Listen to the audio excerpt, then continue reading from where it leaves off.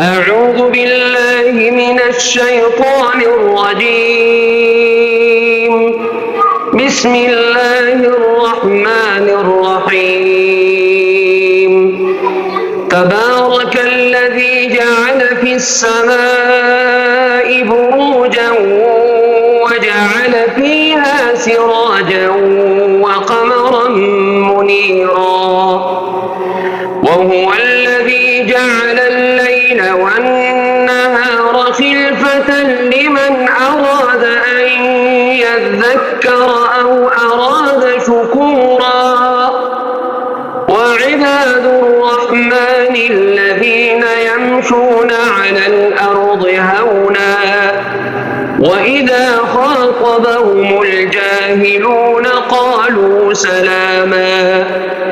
والذين يبيتون لربهم سجدا وقياما، والذين يقولون ربنا اصرف عنا عذاب جهنم إن عذابها كان غراما إنها ساءت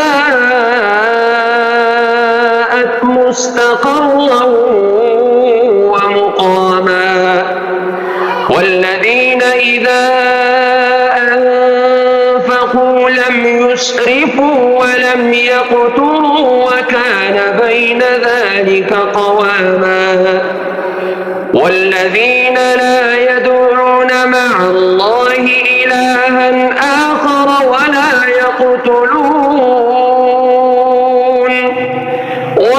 يقتلون النفس التي حرم الله إلا بالحق ولا يزنون، ومن يفعل ذلك يلقى أثاما يضاعف له العذاب يوم القيامة ويخلد فيه مهانا إلا من تاب وآمن وعمل عملا صالحا فأولئك يبدل الله سيئاتهم حسنات وكان الله غفورا رحيما. صدق الله